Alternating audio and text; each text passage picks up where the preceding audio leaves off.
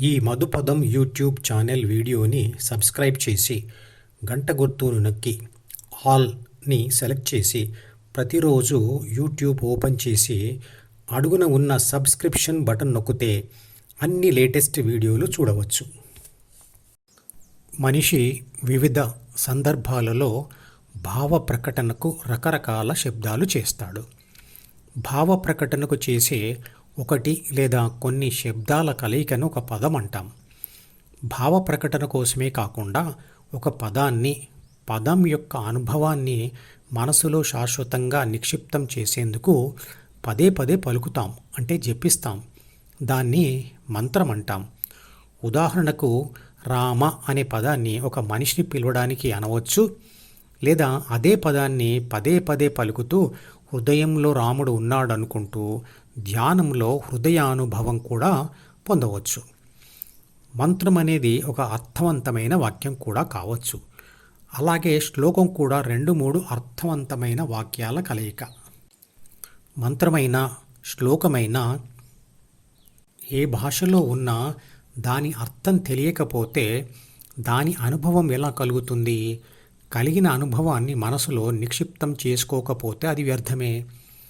అంటే అర్థం కాని మంత్రం వ్యర్థమే కదా. భావం అంటే ఏమిటి?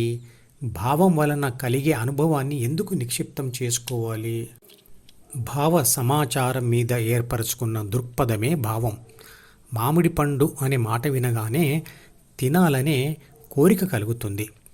ప్రాపంచిక ఆత్మ అంటే ఏబీసీ, ఈ అంటే జ్ఞానేంద్రియాల ద్వారా డిలోకి వచ్చిన బాహ్య ప్రపంచపు సమాచారాన్ని గ్రహించి ఆ సమాచారాన్ని బుద్ధితో మదించి సూచనలు తయారు చేసి ఆ సూచనలను డిలోనే రాసుకుంటుంది. ఆ సూచనలే కోరికలు లేదా భావాలు, అవే దృక్పథాలు, అవే స్పందించే విధానాలు. వాటినే స్వభావాలు అంటాము.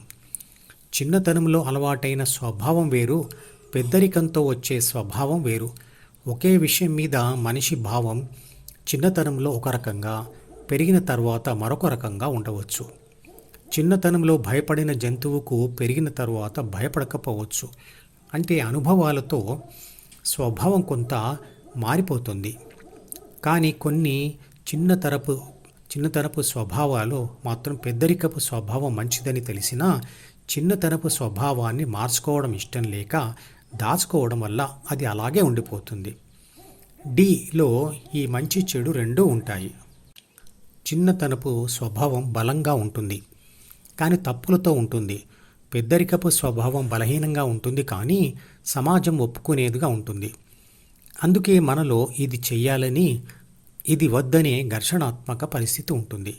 ఈ ఘర్షణ ఏం తెలియచేస్తుందంటే మనకు స్థిరమైన మరియు సమాజం ఒప్పుకునే అభిప్రాయాలు లేదా భావాలు లేవని.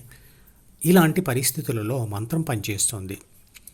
సంస్కృతం వాడుక భాషగా ఉన్న వేల సంవత్సరాల క్రితం కనిపెట్టబడిన విషయం ఏమిటంటే ఒక పెద్దరికపు భావానికి ఒక పదం లేదా వాక్యరూపం ఇచ్చి దానిని మనసులో పదే పదే అనుకుంటూ ఆ భావం యొక్క అనుభవంను లేదా అనుభూతిని పదే పదే పొందడం వల్ల ఆ స్థిర భావం మనలోని చిన్నతనపు భావాన్ని చెరిపేసి శాశ్వతంగా ఉండిపోతుంది అని.